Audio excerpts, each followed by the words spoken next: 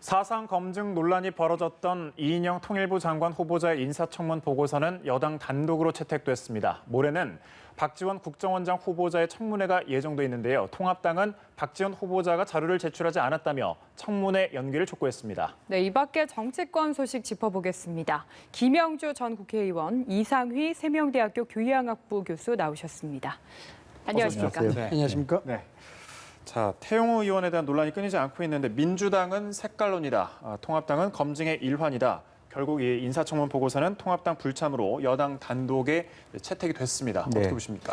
사실은 좀 아쉬운 게 이제 미래통합당이 청문회 준비를 하면서 좀 역할 분담을 좀 세밀하게 좀 했어야 되지 세밀하게. 않느냐 하는 생각입니다. 그러니까 사상 검증에 대한 토론과 지적은 할 수 있고 질문할 수 있다고 보여지는데, 그러니까 뭐 누가 질문자가 돼야 되느냐 하는 데 있어서 이제 예를 들어서 어떤 그 사상 검증이라는 이야기를 꺼내는 주체가 말하자면 이제 북한에서 남한으로 넘어오셨던 분이 사상 검증을 하다 보니까 그것이 이제 구시대적이다. 오히려 이제 미래통합당이 말하자면 냉전적 어떤 그 사고 속에 빠져 있다는 비판을 당할 수 있기 때문에 그 질문 자체가 굉장히 양날의 칼인 것이에요. 그리고 이제 그러다 보니까 이제 이인영 의원도 한국 사회의 경험이 없다 보니까 말하자면 80년대 학생들이 운동권 서적, 좌파 서적을 읽은 것은 하나의 유행 같은, 뭐 유럽으로 보면 68 운동 같은 그런 흐름인데, 그걸 마치 북한에서 보듯이 말하자면 매일 아침에 김일성 주석한테 뭐 절을 드리고 뭐 하는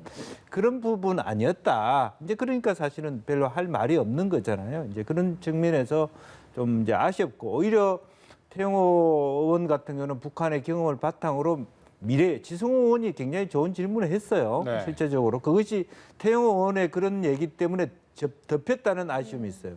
그러니까 왜냐하면 북한에 억류돼 있는 말하자면 한국 사람들을 통일부 장관이 될 사람으로서 알고 있느냐. 거기서 굉장히 이인영 후보도 당황을 한 거거든요. 이제 그런 부분들이 분명히 있을 수 있어요. 현재 북한의 모습이 이런데 이걸 장관 후보자가 잘 알고 있느냐 이런 질문을 할 수도 있는 건데, 그런 의미에서 조금 이제 미세한 측면, 그러니까 태영호, 이인영을 이렇게 구분하는 그 자체가 과연 그러니까 주체로서의 질문자가 적절했느냐의 논의는 있을 수 있다는 것이고, 그러다 보니까 정말 훌륭하고 중요한 질문들이 다 묻혀버리는 이제 그런 결론이 됐다는 것이 아쉽다는 생각입니다. 네, 이 교수께서는 어떻게 보셨습니까? 저도 뭐 김영주 의원께서 지적하신 그 부분에 대해서는 어느 정도 좀 동일하는 부분이 있습니다. 우리가 이제 청문회 준비하는 데 있어서 여야 공이 다 그렇습니다만은 청문회를 진행하기 전에 여러 가지 역할 분담들을 많이 하거든요. 이 질문은 어느 쪽에서 하고 해서 소위 판을 놓고 이렇게 이제 전략적으로 이렇게 수기를 하는 모습이 있는데, 이번 같은 경우에는 태영호 의원에게는 다른 파트의 질문을 맡기는 것이 맞지 않았느냐라는 생각이 됩니다. 왜냐하면 언론을 통해서 지금 나타나는 부분들은 이걸 뭐 잘했다 못했다는 얘기가 아니고, 나타나는 것은 그냥 화제에 의한 화제성 기사로 취급될 수밖에 없는 그런 부분이 됐거든요. 그냥 태영호 의원이 사상 검증을 했다, 이인영 의원이 얘기했다라는 겁니다. 이걸 좀 좁게 설명하자면 이렇습니다. 이인영 의원에 대한 사상에 대한 부분, 그 문제성, 여러 가지에 대한 그 배경, 이런 것들은 아마 전 국민이 다 알고 있는 사실 아니냐 이렇게 봐야 되는 것이죠. 그러면은 그 사상 검증에 대한 그것이 본류가 돼서는 안 된다라는 것이죠. 대북 정책에 대한 부분들이 있고, 또 그동안 뭐 허를 찌를 수 있는 그런 여러 가지 사안들이 많이 있음에도 불구하고 그걸 놓쳤다는 그런 점, 그런 것들이 있는데, 그것은 좀 아쉽다는 그런 점에서 말씀드릴 수 있는 것이고, 다만 이런 것은 있습니다. 우리가 청문회를 함에 있어서 이 검증이라는 부분들에 대한 본질을 우리가 확실하게 알아야 된다. 이 검증이라는 본질은 일반 국민이 청문회를 하는 것이 아니고 적어도 청문 대상인 장관급입니다. 장관이죠. 그러면은 이 사람이 검증을 함으로써 그 검증에서 나타나는 이 얻는 기대 효과가 국민들에게 뭘 줘야 될 것이냐, 신뢰할 수 있느냐, 그리고 그 얘기가 맞느냐 틀리냐, 이거 아니겠습니까? 그래서 이인영 의원이 전대협 1기 출신의 회장이고 의장 출신이고, 여기에 대해서 김일성 주체 사상에 상당히 심취돼 있었다라는 등등의 얘기가 있었다. 그러면 그냥 국회의원이고 일반 국민 같으면 이건 아무런 문제가 되지 않죠. 왜? 사상의 자유가 있기 때문에 대한민국은. 그러나 통일부 장관이기 때문에 여기에 대해서 질문할 수 있는 가치가 있다라는 겁니다. 그것이 이제 태영호 의원이 질문하든 뭐 이 부분 논에 치더라도 당연히 이건 질문해야 되는 것이죠. 통일부 장관으로서 그런 어떤 주체 사상인데 지금은 어떠냐, 이런 사상 검증 필요하다 봅니다. 그런 점에서 이인영 의원의 대답 자체가 예를 들어서 뭐 김일성에게 충성 맹세를 했느냐 이런 부분에 대해서는 뭐 기억나지 않는다라고 이야기했지 않습니까? 이런 부분들은 조금 납득하기 힘든 그런 부분들이 있다라는 것이고, 한 가지 더 지적하자 그러면은 저는 뭐 사상 검증보다도 이인영 의원의 사상에 대해서야 뭐 누구나 다 안다고 제가 말씀을 드렸다시피 문제는 아들에 대한 부분이다. 저는 그렇게 봅니다. 사실 병력에 대한 문제. 그리고 이제 건강에 대한 문제 아니겠습니까? 그 유학에 대한 문제 아니겠습니까? 이런 부분들은 자료 제출에 대한 부분도 굉장히 저는 의혹스럽다. 왜냐 그러면은 이거는 군 면제라든가 건강 상태가 어떻게 되든가 이런 부분도 진단서 몇 장으로 다 해결될 수 있는 문제고 아들에 대한 유학도 통장 계좌만 이야기하면은 다 알 수 있는 부분이에요. 그런데 이걸 굳이 아버지를 운운하면서 감성적으로 이걸 피해 나갈 것이냐. 이건 전 굉장히 사상 검증보다도 오히려 그 도덕적인 논쟁에 있어서 과연 저 사람이 장관으로서의 도덕적이고 정의로운 기반을 가지고 있는 사람이냐. 이게 굉장히 개인 정보에 대해서 위배된다든가 또 아니면 과한 정보라 그러면은 그걸 요구했다 그러면 이야기가 좀 다르겠지만 이거는 얼마든지 충분히 가능한 제출 가능한 자료들이거든요. 그걸 굳이 안 하고 여기에 대해서 뭔가 좀 부정적인 입장을 피력하고 과하다고 이야기하는 것은 문제가 있다라고 보는 겁니다. 통합당도 최종적으로는 문제 삼은 게 아들의 병역 문제였지만 어쨌든 이제 여당 단독으로 청문 보고서는 채택이 됐습니다. 이제 남은 게 박지원 후보자의 인사청문회가 아닐까 싶은데요. 다음 주 월요일인데 지금 통합당이 초반부터 박지원 후보자를 특히 많이 문제를 삼았고 지금 자료 제출이 좀 미비하다라는 점을 문제를 삼아서 청문회 연기를 요구하고 있는 상황이거든요. 여기에 대해서는 좀 어떻게 생각하십니까? 글쎄 일단 뭐 청문회 연기라고 하는 부분들은 뭐 저희들이 뭐 연기해야 된다 말아야 된다 이렇게 얘기할 수 있는 건 아니고 예. 가급적이면 이제 청문회 그 시간 내에 핵심이 그런 거잖아요. 자료 제출이 부실하다. 또 제때 안 해준다. 이제 이런 부분이기 때문에 지금이라도 빨리 이제 그 청문회가 제때 이루어질 수 있도록 후보자 입장에서 최대한 야당에서 요구하는 자료들을 빨리 제출할 필요가 있다. 그런 것들이 방금 이인영 후보의 경우에도 마찬가지지만 제때 안 들으니까 말하자면 엉뚱한 의혹이 불거질 수 있는 매개가 된다라고 하는 부분이라서 또 물론 이제 야당이 어떤 경우에는 뭐 다 그렇지는 않습니다만 너무 과도한 뭐 모든 뭐 정빙수를 다 내라 뭐 이런 뭐 현지 물리적으로 그 시간 내에 하기 어려운 말하자면 자료 요출을 할 경우도 있어요. 이제 그런데 어쨌든 그렇지만 어쨌든 기본적으로 야당이 의혹으로 삼고 있는 부분에 대해서는 자기가 자신이 있다면 그 자료를 성심성의껏 제때에 내는 게 필요하다라고 하는 거고요. 뭐 청문회라고 하는 것은 항상 보면 오전에 요구하는 걸 오후에 내야 되는 경우도 있기 때문에 계속하면서 청문회를 하면서 이제 자료 제출에 충실할 부분이 있고 또 이미 이제 불거져 있습니다만 학력 논란 같은 게 있으면 본인 스스로가 인정해야 될 것 같으면 인정하고 그것이 아니라면 정확하게 그것을 말하자면 국민들이 보고 있기 때문에 정확한 학력과 관련된 서류들은 제출하는 그리고 그 시간대에 어떤 일이 있었는가를 조금 더 보강해내는 그런 어떤 그 성의가 있어야 되지 않겠냐 그렇게 생각이 듭니다.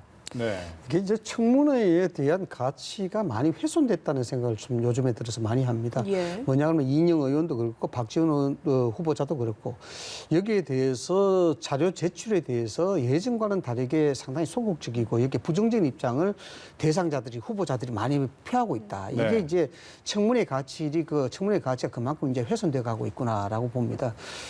이 청문회에 대한 뭐 문제점들이야 뭐 다 알고 있는 바와 같이 실질적으로 청문회 본질에 대해서 충실하기보다는 뭐 의원들 깎아내리기라든가 개인에 대한 인신공격이라든가 이런 걸로 정치권이 많이 이용했기 때문에 사실 그렇거든요.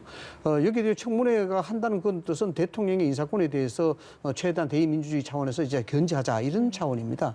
예를 들어서 뭐 해임 결의안도 있고 탄핵 소추도 있지만 청문회를 통해서 하는 것은 국민들이 여기에 참여시키기 위한 궁극적 목표가 있는 것이거든요. 그럼에도 불구하고 청문회가 제도적으로 아직 바뀌지 않는 상태에서 가장 기본적인 요건이라 볼 수 있는 자료 제출에 소극적이라는 것은 후보자들로서의 도덕적인 부분에 상당히 의문을 가질 수밖에 없는 그런 부분이다라는 겁니다. 방금 제가 이인영 의원에 대해서 자료 제출에 대해서 이야기를 했습니다만 박지원 의원도 마찬가지입니다. 이 자료 제출이 어려운 게 아니에요. 실질적으로 학력 위조에 대한 부분입니다.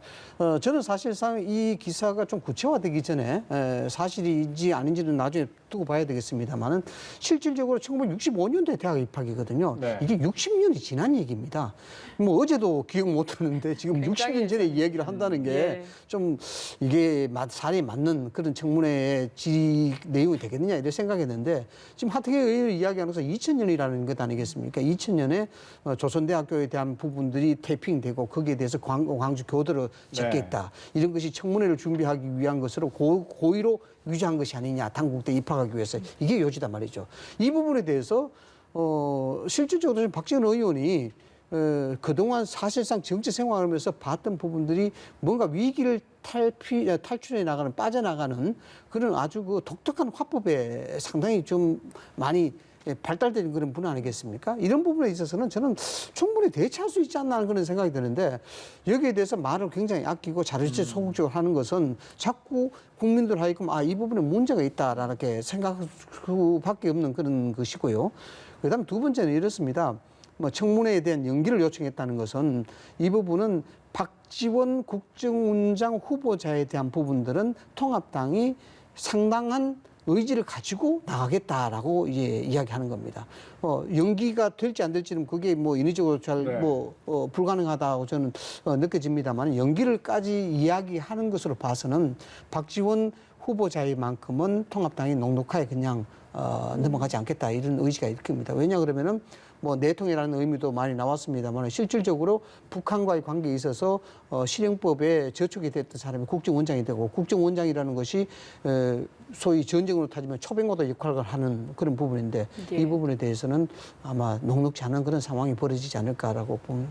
네, 그냥 넘어가지 않겠다는 의지인 만큼 철저한 검증이 좀 예고된 느낌이다라는 말씀까지 들었습니다. 국회 대정부 질문 어제 마지막 날에도 김태흠 의원과 설전을 주고받았던 추미애 법무부 장관, 곽상도 의원과 설전을 이어갔는데 대정부 질문에서 이렇게 입씨름을 벌이는 경우는 좀 이례적인 일 아닌가요?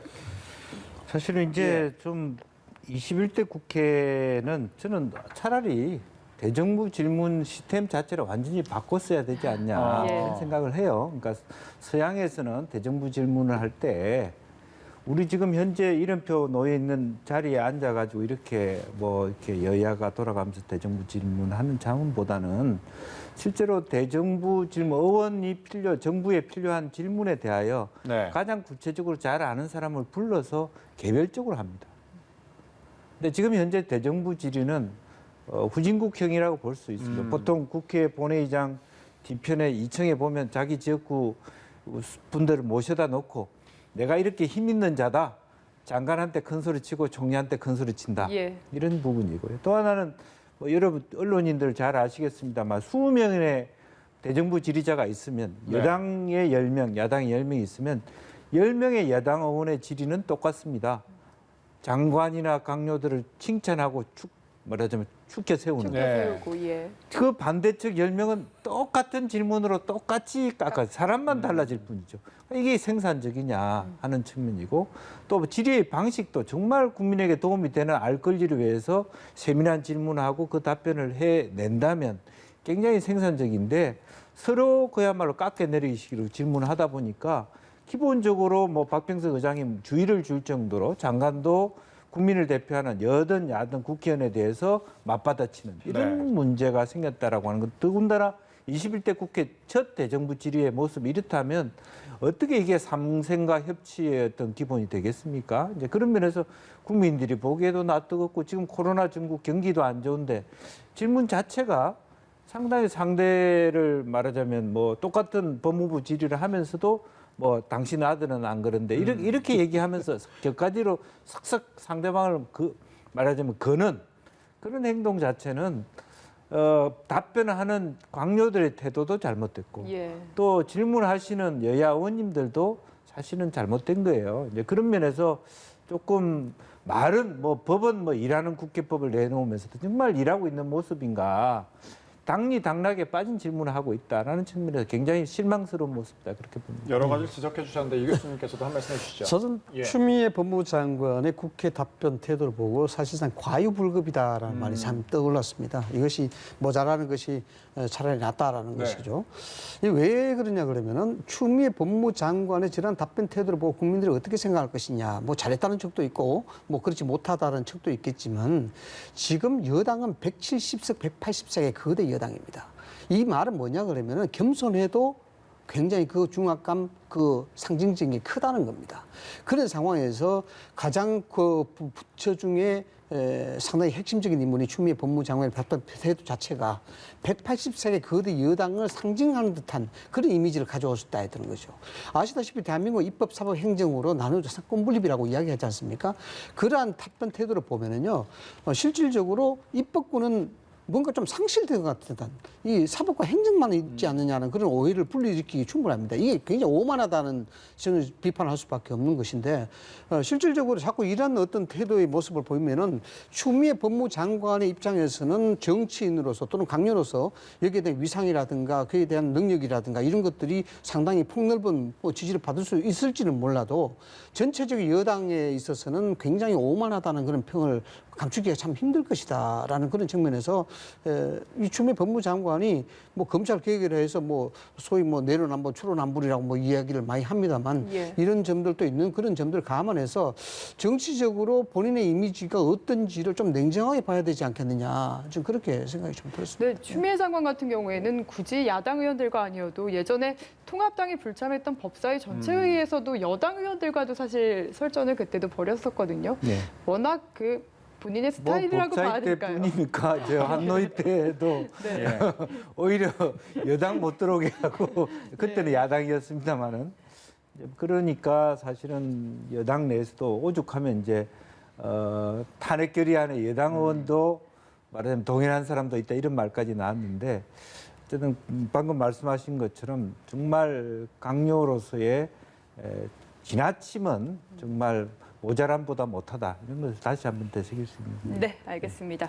그 민주당 당권 레이스 이야기도 해보도록 하겠습니다. 지금 어제 최고위원 예비 경선이 이루어졌는데 결과부터 얘기를 해보자면 유일한 여성 후보가 양향자 의원이 돼서 이제 최고위원 당선이 사실상 확정이 된 상황이고요. 또 컷오프를 통과한 인사 중에 유일한 원외 인사가 염태영 수원시장이 됐거든요. 근데 벌써 원외 인사 중에는 3번째 도전을 했는데 이번에 컷오프를 통과해서 최종 결과가 좀 기대가 되는 상황이 아닐까 싶습니다. 그렇습니다. 이제 이번 그 전당대 재미있는 모습은 말하자면 대권 주자들의 대리인으로서 대리인이라고 말하기는 좀 어렵습니다만 어떤 그런 미션을 갖게 되는 분들이 있을 수 있어요. 뭐 김부겸 의원이 당 대표가 될 것이냐 안 될 것이냐, 박주민 의원이 될 것이냐, 이낙연 의원은 스스로가 뭐 대권 주자에 들어갈 수 있으니까 이제 그런 부분 또 혹은 이원욱 의원이나 이런 분들이 이제 과거의 어떤 정세균 총리와의 관계라든지 이런 부분들이 남아 있는데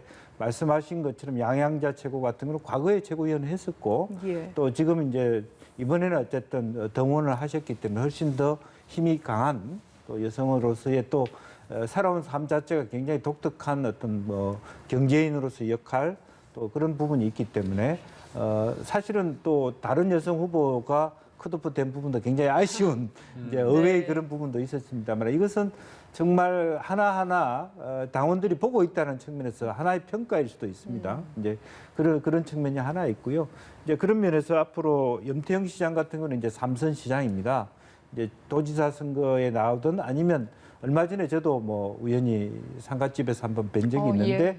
이제는 이제 시장보다는 아마 중앙 정치를 하고 싶은 모습들이 있기 때문에 당권 도전을 해야 될 의무가 있고 그동안에 삼선 수원시장으로서의 그야말로 평가는 뭐 수원 시민들의 평가는 어떻게 볼 것인지 나누어지겠습니다만은 나름대로 여권에서는 굉장히 참신한 지방자치의 말하자면 주요한 인사 중에 한 분이었고 청와대 경험도 계시기 때문에 앞으로 이분이 말하자면 원외로서 대표할 수 있는 역할이라고 하는 게 굉장히 적지 않아 있다라고 생각들기 때문에 당원들 스스로가 사실 그런 것까지 안배한다면 상당히 기출을 주목할 수 있는 그런 부분이 아니겠나 그렇게 생각이 듭니다. 알겠습니다. 공공기관 이전과 관련한 사항도 짚어볼게요. 정부와 여당이 올해 말까지 지방으로 이전할 100곳 안팎의 이 공공기관 확정할 것을 알려지면서 좀 관심이 모아졌는데 청와대가 공공기관 이전 방안 검토된 적 없다.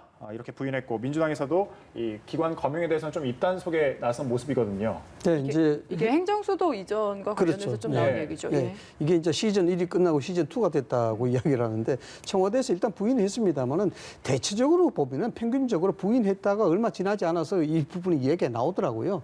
그래서 청와대 부인을 어느 정도씩 진실성을 가지고 믿어야 될지 모르겠습니다만 어쨌든 행정수도 이전과 관련해서 이것이 초미의 관심사가 됐고 정치권의 화두가 된 건 사실입니다. 네. 이걸 궁극적으로 이야기하자면 여당의 의도대로 되는 것이죠. 여러 가지 부동산 실패에 대한 부분, 정책적 실패에 대한 부분 이런 것들이 개헌에 대한 전국을 만들 수가 있겠고 여기에 대해서 실정을 막을 수 있는 그런 장치 이런 프레임을 만드는 데 대해서는 1단계는 뭐 성공했지 않느냐 그런 생각이 됩니다. 그런 점에서 볼 때 2단계, 3단계는 청와대의 입장 정부 부처의 입장이 나오는 것이 아마 2단계가 되겠죠. 여기에 대해서 그게 나온다 그러면은 현실성이 있는 그림이 본격적으로 된다라는 것인데 그럼 청와대는 지금 와서 왜 부인하고 있느냐 이런 것은 아직 서리 같다고 봐야 되겠죠. 여론의 추이를 좀 더 보고 그리고 이 타이밍을 적절하게 조절하고 있지 않느냐 저는 그렇게 봅니다. 왜냐 그러면은 지방 분권이라는 말이 향후 대선을 앞둔 상황에서 실질적으로 충청권을 끌어당길 수 있는 아주 유효한 수단입니다. 네. 유효한 수단인데 물론 정부의 정책 자체를 전부 정치화해서 해석하는 것은 무리가 있을 수 있습니다만 그런 어떤 아주 효과적인 그런 정책적인 패러다임 제시를 아마 정부 여당에서 그것을 간과하시지 않을 것이다. 이런 전제가 있는 것이죠. 그런 측면에서 충분히 가능하다. 이렇게 봐지는 것이고 뭐 다만 이게 행정수도 이전 자체가 법적인 욕구로 만만치는 않다라는 부분에서 논란이 있을 수밖에 없는 부분이다라는 거죠. 청와대는 일단은 지켜보는데 당은 좀 강하게 드라이브를 거는 것 같습니다. 어쨌든 방법적인 측면에서 모색을 많이 하는 것 같은데 여야 합의로 특별법을 제정하자 아니면은 이제 개헌을 해야 한다. 그리고 또 국민투표 방안도 거론이 되는 것 같은데 어떤 방안들이 좀 괜찮다라고 개인적으로 생각을 하시나요? 제일 좋은 방법은 여야 합의겠죠. 방법도 순하고 또 실제로 대선을 앞둔 마당에서 야당도 대놓고 반대하기 어려운 부분이 있고 이제 그런데 오히려 방법론적 측면보다는 제가 강조하고 싶은 것은 효율성이라고 하는 측면이에요. 그러니까 예를 들면 국회가 내려가자 의미가 있어요. 그래서 장관이 지금 뭐 세종시에서 서울 상임위 오는 데까지 네. 길에서 거의 시간을 다 보내는 예. 것은 좀 막자. 그래서 뭐 부는 얘기도 있고 하지만 예컨대 KBS 국책은행까지는 모르겠어요. 국책은행이 내려갈 수 있죠. 기업은행이나 산업은행 내려갈 수 있습니다. 그것은 은행의 기능은 요즘 뭐 비대면으로 다 하지 않습니까? 이제 핵심적인 부분인데 가령 뭐 서울대학교 같은 경우를 프랑스처럼 1대학 1대학 체제가 아닌 상태에서 갑자기 서울대학을 세종시로 내려보낼 수 있겠습니까?